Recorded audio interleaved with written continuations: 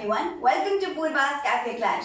सुंदरता सिर्फ सुंदर चेहरे से नहीं, लेकिन सुंदर बालों और लहराते बालों से भी होती है। इसी टॉपिक पे बात करने के लिए हमारे साथ में है डॉक्टर ए.के. द्विवेदी, जो कि आयुष मंत्रालय के सदस्य है और इंदौर में काफी नामी होम्योपैथिक डॉक्टर भी है। Thank you so much sir for joining me. Thank you Purva ji, इतने अच्छे टॉपिक पे बात करने के लिए। सर सबसे पहले तो मैं आपसे ये जानना चाहूंगी कि बाल सुंदर होना बहुत जरूरी होता है, लेकिन जब बाल सुंदर होते हैं तो काफी झड़ते भी है और हो सकता है सुंदरता को नजर लग जाती हो, इसलिए झड़ जाते हो। अगर बाल झड़ते हैं तो इनका कारण क्या होता है, क्यों झड़ते हैं ये? पूर्वा जी, बाल झड़ने के बहुत सारे कारण हैं। आपने इतना कठिन प्रश्न इतना आसानी से पूछ लिया। आप सोचिए कि बाल जो झड़ते हैं उसका सबसे बड़ा जो कारण होता है वो हार्मोनल चेंजेस होता है। जैसे ही हमारी एज बढ़ती जाती है तो हमारे शरीर में हार्मोनल चेंजेस आते जाते हैं, उसके साथ साथ मेटाबॉलिक चेंजेस आते जाते हैं। अगर मैं आज के युवा पीढ़ी की बात करूं तो युवा पीढ़ी का जो बाल झड़ता है उसके लिए उनका मेटाबॉलिक डिसऑर्डर्स है। वो क्या है कि लेट सोते हैं, लेट जगते हैं, खाने का कोई टाइम फिक्स नहीं है, स्टूल लैट्रिन जाने का उनका कोई टाइम फिक्स नहीं, मतलब किसी भी चीज़ का कोई टाइम फिक्स ही नहीं है। तो उसका प्रभाव हमारे शरीर पर पड़ता है और सबसे आसान जो प्रभाव पड़ता है वो बालों पे पड़ता है। उनके बाल झड़ जाते हैं, या तो आपके आंखों पे प्रभाव पड़ेगा, आंख में मोटा चश्मा लग जाएगा, या फिर बालों पे प्रभाव पड़ेगा, या तो बाल झड़ जाएंगे, टकले हो जाएंगे कम उम्र में, या फिर बाल सफेद हो जाएंगे। बाल की दो तरह की प्रमुख बीमारी होती है, या तो कम उम्र में आप देखेंगे कि उनके बाल एक एक सफेद होते जा रहे हैं, या फिर कम उम्र में बाल झड़ जाएगा, गंजापन आता जाता है। तो उसके लिए हमारा खान पान, हमारा रहन सहन, हमारा हार्मोनल और मेटाबॉलिक बैलेंस बहुत ज़रूरी है। अगर आपको सुंदर दिखना है तो उसके लिए सुंदर बनाने के जो नियम है उनका पालन करना पड़ेगा। बिल्कुल सर। सर आप मुझे ये बताइए, क्या ये किसी एज से लिमिटेड होता है कि जब बड़े बूढ़े हो जाते हैं अपन लोग तभी बाल झड़ते हैं, कि ऐसा कुछ नहीं होता? नहीं पूर्वा जी, ये तो माना जाता था कि एज से रिलेटेड बीमारियां होती थी है, पर आजकल एज को हमारी पीढ़ी ने बिल्कुल ख़त्म कर दिया है।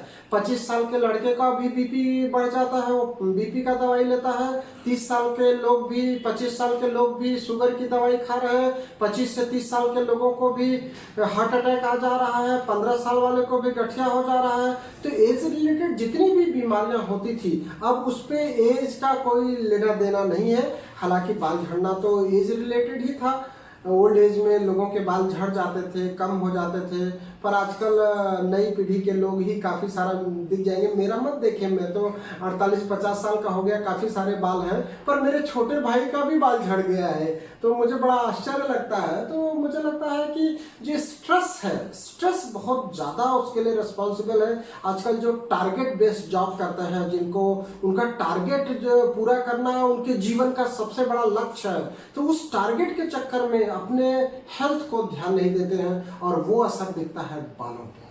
बिल्कुल सर, ऐसा ही होता है। और अब तो ये चीज़ बहुत कॉमन हो गई है, जब भी कंघी घुमाते हैं तो कुछ बाल निकल ही जाते हैं। सर अंदाजन एक दिन में कितने बाल निकलने चाहिए? नहीं, कुछ बाल निकलना वो बीमारी नहीं है। एक्चुअली बाल झड़ना लोग बीमारी मानते हैं। बाल तो कुछ झड़ेंगे ना, जो उनकी उम्र खत्म हो जाएगी वो गिर जाएंगे।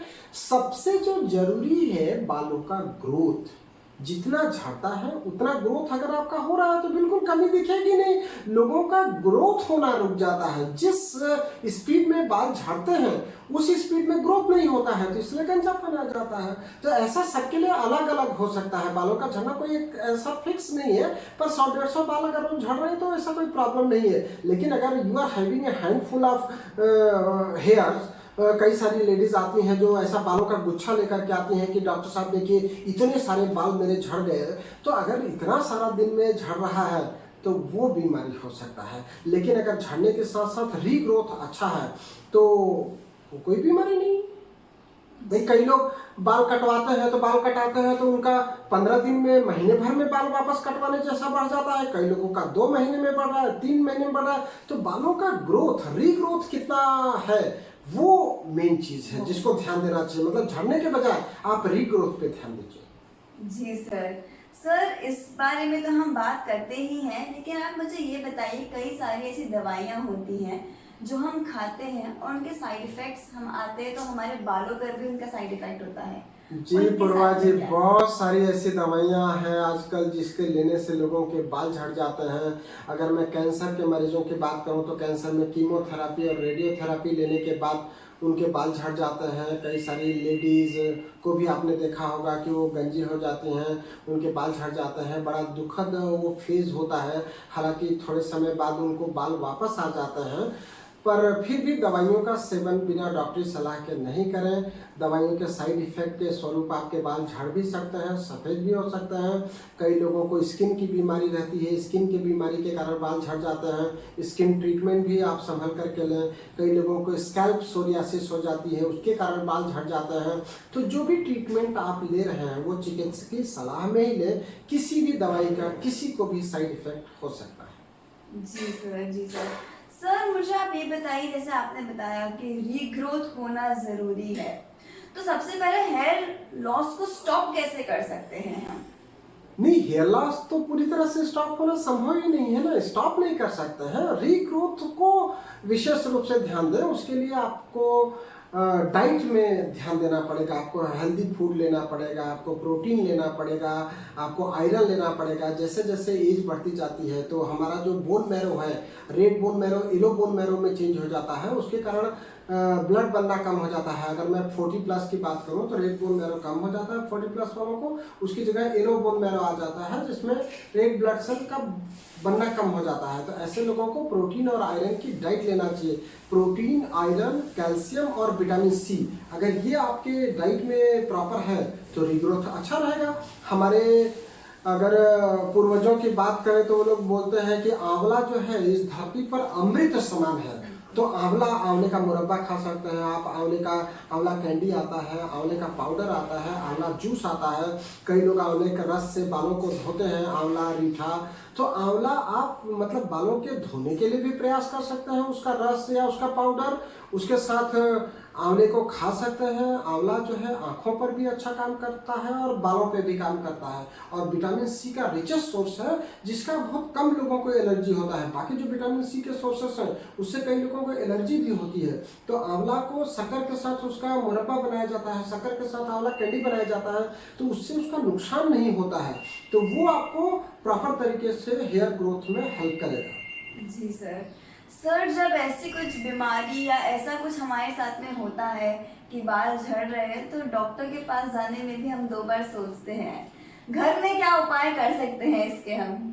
घर में तो सारा उपाय कर सकते हैं। आप घर में उसका प्रॉपर केयर कर सकते हैं। बहुत ज़्यादा आप बार बार शैम्पू को बदलिए मत। कोई भी शैम्पू सब केमिकल जनित है। जितना आप केमिकल का प्रयोग करेंगे बालों पे उतने बाल आपके बेरुखे और मतलब रूखे एकदम खराब से होते चले जाएंगे। तो आप कोशिश करें कि कम से कम केमिकल का प्रयोग करें। उसके लिए आप चाहें तो दही से कुछ लोग बाल को धोते हैं, कुछ लोग बेसन से धोते हैं, कुछ लोग घरेलू त्रिफला पाउडर को मिक्स करके उससे धोते हैं। ये सारा लाभदायक है। जितना घरेलू प्रयास है वो लाभदायक है। लेकिन कुछ लोगों को क्या है कि बाल अच्छे रहते हैं फिर भी उनको लगता है कि मेरे बाल खराब हो गए हैं, तो उसकी बीमारी की लत लग जाती है। इतना सारा मत करिए। जब ज़्यादा जतन करेंगे तो ज़्यादा पतन हो जाएगा। तो ऐसा बहुत ज़्यादा मत करिए। केमिकल जनित हेयर ऑयल, केमिकल जनित शैम्पू, केमिकल जनित दवाइयों का प्रयोग बालों पर कम से कम करें। सर हमें आइडियली एक हफ्ते में कितने दिनों के लिए हमारे बालों में तेल लगा कर रखना चाहिए? तेल लगा करके तो डेली रखना चाहिए। मैं तो दिन में 2 बार तेल लगाता हूँ। मेरी वाइफ बोलती है कि जब देखो तब आप तेल लगा लेते हो, सुबह भी लगाते हो, शाम को भी लगाते हो। तेल मतलब नरिशमेंट है। हेयर को नरिशमेंट तो बहुत जरूरी है। आजकल युवा पीढ़ी तेल लगाते ही नहीं, वो लोग कोई सीरम लगाते हैं, सीरम से बालों में चमक आती है। नेचुरल चमक अलग है और आर्टिफिशियल चमक अलग है। आर्टिफिशियल चमक आपकी थोड़े दिन बनी रहेगी, बाद में उसका साइड इफेक्ट होगा, उसका और खराब हो जाएगा। तो नेचुरल नरिशमेंट तो हेयर ऑयल ही है। आप लोग सरसों का तेल लगाइए, आप लोग नारियल का तेल लगाइए, जैतून का तेल लगाइए, जो आपको पसंद है। आजकल लोग चाहते हैं कि ऑयल भी लिस्ट चिपचिपा हो। ऐसा कैसे होगा? अगर वो ऑयल है तो चिपचिपा तो होएगा ही ना। तो नकली ऑयल लगाएंगे तो वो चिपचिपा नहीं रहेगा, तो बाल में नरिशमेंट नहीं होगा। अगर आप चाहती हैं कि बाल में तेल भी लगे और वो दिखे ना लोगों को, तो मैं उसका बहुत इजी सलूशन आपको बता दे रहा हूँ। या तो नहाने के 2 घंटे पहले खूब अच्छा तेल लगा लीजिए, उसके बाद हल्का सा साबुन या शैम्पू लगा करके आप बाल धो लीजिए, देखिए बहुत सुंदर हो जाएंगे। और नहीं तो सोने जाने के पहले रात को तेल लगा लीजिए, और अर्ली मॉर्निंग में जब भी आप नहाने के लिए जा रहे हैं तो हेयर वॉश कर लीजिए, आप देखिए बहुत अच्छे बाल हो जाएंगे। वाह सर, आपने तो हमको एक शॉर्टकट और सीक्रेट बता दिया है। जी thank you so much sir. मैं आपसे ये भी पूछना चाहूंगी, हम आजकल के समय में काफी हेयर ड्रायर्स यूज करते हैं, गर्म पानी से नहाना पसंद करते हैं, क्या ये भी हमारे बालों के लिए हार्मफुल होता है? बिल्कुल हार्मफुल होगा। आप थोड़े दिन गर्म पानी में, खूब गर्म पानी में नहा करके देखिए, आपकी स्किन ड्राई हो जाएगी। हेयर ड्रायर जब करेंगे तो हेयर तो ड्राई हो जाएगा। आप थोड़े दिन आपका जो पसंदीदा ड्रेस होगा उसको ऐसा ड्रायर चला करके देखिए, उसके कलर उड़ जाएंगे। तो उसी तरीके से हमारे हेयर भी आप एक्सेसिव उसको ड्रायर करेंगी तो ड्राई हो जाएगा, रूखे बेजान हो जाएंगे। तो मुझे लगता है कि बहुत ज़्यादा हेयर ड्रायर का प्रयोग नहीं करना चाहिए। नहीं करना चाहिए। बिल्कुल। सर, घरों में नुस्खों की बात चल रही थी, तो आप मुझे ये बताइए कि प्याज जो है जी, वो कैसे हमारे बालों के लिए अच्छा होता है? प्याज हमारे शरीर के लिए अच्छा होता है ना। जब गर्मी में लोगों को लू लग जाता है तो लोग प्याज का जूस पीते हैं, प्याज का लेप लगाते हैं। मतलब प्याज शीतलता देती है, शीतलता देगी तो हमारा सिर जो है वो ठंडा रहेगा। लोग बोलते हैं ना कि सिर हमारा गर्म नहीं होना चाहिए। जिनको सिर दर्द, माइग्रेन का शिकायत होता है, उनका बहुत ज़्यादा बाल झड़ता है, तो इसलिए प्याज का कुछ लोग लेप लगाते हैं बालों में। उसका मेन है कि शीतलता होना चाहिए। उसके लिए आप मिट्टी का भी प्रयोग कर सकते हैं शीतलता के लिए। अगर प्याज प्रयोग करना चाहते हैं तो उसमें कोई परेशानी नहीं है, पर उसका आसान सा तरीका है कि आप रोज 1 गिलास दूध पीजिए। उसमें 1 गिलास नहीं पी सकते तो 1 कप पीजिए, आधा गिलास पीजिए। उसमें हल्दी डाल करके लीजिए या बादाम का पाउडर बना लीजिए, वो लीजिए। जितना आप पीने या खाने में प्रयोग करेंगे वो ज़्यादा अच्छा नरिशमेंट देगा। लगाने का तो ऑलरेडी ऊपर से ही रहेगा ना, तो आप रोज लगा भी नहीं सकती हैं। पर रोज 1 कप दूध और उसमें हल्दी डाल करके या दूध में बादाम का पाउडर डाल करके पीना बहुत आसान है। तो मुझे लगता है कि खाने पीने में ध्यान दिया जाना वो ज़्यादा आसान तरीका है, वो करना चाहिए। तो हमें इंटरनल चीजों पर Yes. फोकस करना चाहिए, एक्सटर्नल पे नहीं। बिल्कुल सही है, बिल्कुल सही है। सर, आप हमें ये बताइए कि जब हमारा हेयर लॉस होता है, हेयर फॉल होता है, हमें किस समय डॉक्टर के पास जाना चाहिए? जब आपको लगे कि डेली आपके बाल 150, 200 या मुट्ठी भर आ रहे हैं और उस प्रपोर्शन में आपके बालों का रीग्रोथ नहीं हो रहा है, थोड़ा सा भी स्पॉट दिखे तो तुरंत आपको डॉक्टर को संपर्क करना चाहिए। और मुझे लगता है कि होम्योपैथिक डॉक्टर को संपर्क करना चाहिए, क्योंकि होम्योपैथिक दवाइयाँ जो है वो बहुत सेफ है, बालों के रीग्रोथ बहुत फास्ट कराती हैं। मैंने तो कई सारे बाल्डनेस के केसेस में ट्रीट किया है, और खास करके फीमेल्स को जो स्पॉट में बाल झड़ जाता है उसके लिए हमारे पास होम्योपैथिक दवाइयाँ बहुत अच्छी हैं। तो मुझे लगता है कि पहले होम्योपैथिक दवाई लेकर के देखना चाहिए। केमिकल जनित दवाइयों से जितना आप दूर रहेंगे उतना अच्छा है। जी सर, और एक और चीज, अंत में आप हमारे व्यूअर्स को क्या मैसेज देना चाहेंगे? मैं तो व्यूअर्स को आपके यही मैसेज देना चाहता हूं कि अगर बालों को आप अच्छा रखना चाहते हैं या अच्छा दिखाना चाहते हैं तो उसको क्या है कि आप बालों में हल्का तेल का ऐसा मसाज करिए। रोज अगर 1 बार भी आप कर सकते हैं तो बहुत अच्छी बात है, नहीं तो रात को सोने के पहले तो डेली करिए, सो दैट कि आप अगले मॉर्निंग में नहा लेंगे तो कलर उस पर तेल दिखेगा नहीं और आपके बाल बहुत सुंदर दिखेंगे। तो बालों में डेली हेयर ऑयल का मसाज अगर डेली नहीं कर सकते हैं तो 1 दिन छोड़ करके करें। नहीं तो जिस दिन आप बाल धोती हैं, स्पेशली महिलाएं शायद डेली बाल नहीं धोती हैं, तो जिस दिन आपको बाल धोना है उसके 1 दिन पहले आप सिर में खूब तेल लगाइए, उससे आपके बाल खूब अच्छे दिखेंगे। Thank you so much sir, हमारे साथ में ये सीक्रेट शेयर करने के Thank लिए you. और ये टाइम निकाल के मुझे इंटरव्यू देने के लिए। Thank you so much sir.